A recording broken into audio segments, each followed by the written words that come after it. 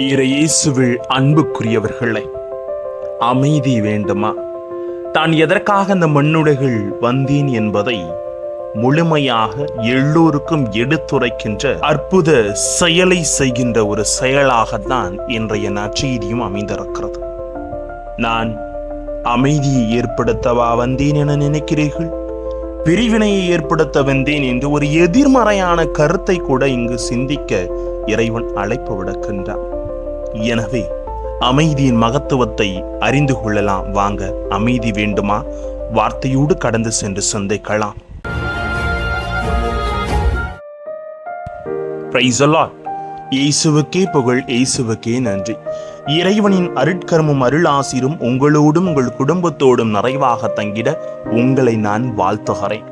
அன்பில் இணையவர்களே, அமைதி அமைதி எல்லோரும் விரும்புகிற ஒரு மகத்துவ செயல். மனித குலத்தின் ஒன்றிப்பை ஏற்படுத்த வந்த இயேசு, நான் உலகிற்கு அமைதி கொணர வந்தேன் என எண்ண வேண்டாம். அமைதி அல்ல, வலையை கொணர வந்தேன். தந்தைக்கு எதிராக மகனையும், தாய்க்கு எதிராக மகளையும், மாமியாருக்கு எதிராக மருமகளையும் நான் பிரிக்க வந்தேன் என்று சொல்வது வினோதமாக இருக்கிறது. நற்செய்தி.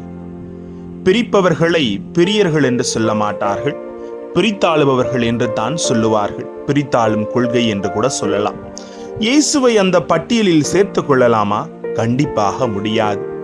ஒரு செயலில் இணைப்பை ஆதரிக்கும் இயேசு இன்னொரு காரியத்தில் இணைப்பை துண்டிக்க நினைக்கிறார்.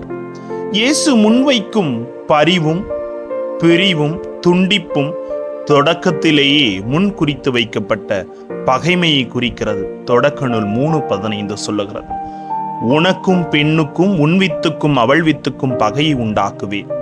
தீமையின் வழித்தோன்றல்களுக்கும் நன்மையின் வழித்தோன்றல்களுக்கும் நிகழ வேண்டிய பிரிவை குறித்து இயேசு இன்றைய நற்செய்தியில் உணர்த்த விளைகின்றார்.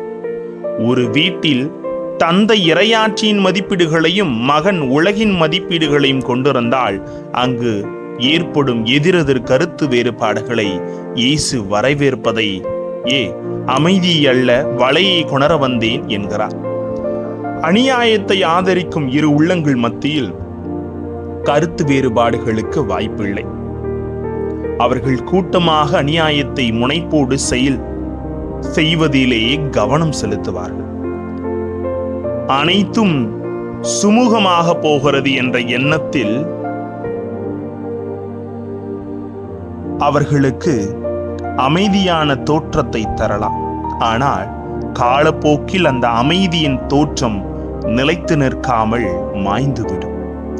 உலகம் காட்டும் அநீதியோடும் தவறான வழிமுறைகளோடும் பொய்மையோடும் சமரசம் செய்வதனால் நமக்கு கிடைக்கும் அமைதி வெகு சீக்கிரத்தில் செத்துவிடும் அமைதி. அப்படிப்பட்ட சிறிது கால நிலைக்கும் அமைதியை இயேசு புறக்கணிக்கிறார். நீங்களாம் கொஞ்ச நேரம் இளைப்பார்னா போதும். எப்படி பார்த்தீங்கன்னா, ஒரு வெயில்ல பயங்கரமா நடந்து போயிட்டு இருக்க ஒரு மனுஷன் ஒரு சின்ன மரநிழல நிற்கும் போது ஒரு வகையான சுகமான இதமான ஆறுதலும் அமைதி கிடைக்கும். அதை சில பேர் விரும்புறாங்க. ஆனா நிரந்தரமான ஒரு செயலை தான் ஆண்டவர் இயேசு விரும்புகிறார். இந்த காணல் நீர் மாதிரி தாகத்துக்காக தண்ணியை தேடி போயிட்டே இருக்கிற ஒரு மனுஷன் தூரத்துல வெயில பார்த்தீங்கன்னா தண்ணி இருக்கிற மாதிரி தெரியும், கிட்ட போய் இருக்காது. இப்படி காணல் நீரை கண்டு உங்கள் வாழ்க்கையை இழந்து விடாதீர்கள். உண்மையை கண்டுதான் நீங்கள் உரமூட்ட பெற்றவர்களாக உயர்ந்து இருக்க வேண்டும் என்ற கருத்தையும் ஆண்டவர் முன்வைக்கிறார். இயேசு விரும்பும் அமைதி பிரிவினால் ஏற்படும் போராட்டத்திற்கு பின் கிடைக்கும் நிலையான, நிலைக்குலையாத நித்திய அமைதி.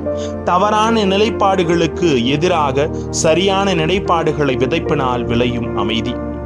இதெல்லாம் ஒரு பெரிய தப்பா என்று பேசுபவர்கள் மத்தியில் இது தப்புத்தான் என்று வலியுறுத்தி சொல்லி எதிர்ப்பை சம்பாதித்த பின் மனதுக்குள் லேசான உணரப்படும் அமைதி.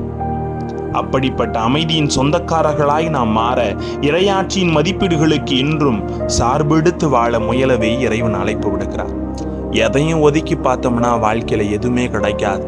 போராட்டங்கள் மத்தியில் இதுதான் உண்மை என்பதை அறிந்து கொள்ளுகிறவர்களுக்கு நிலை அமைதி இருக்கிறது. அமைதி வேண்டுமா? போராடு, வாழ்க்கையோடும் இறைவன் கொடுத்த அன்பின் கட்டளைகளோடும். ஜெபிப்போமா. அன்பு இறைவா, வாழ்க்கையில் நீர் சொல்லி தந்த படிப்பினைகளை உணர்ந்தவர்களாக எங்கும் அமைதி நிலவ எல்லோரும் ஒற்றுமையோடு வாழ எங்களோடு தங்கும் ஆண்டவரை பிரைஸ் தி லார்ட்.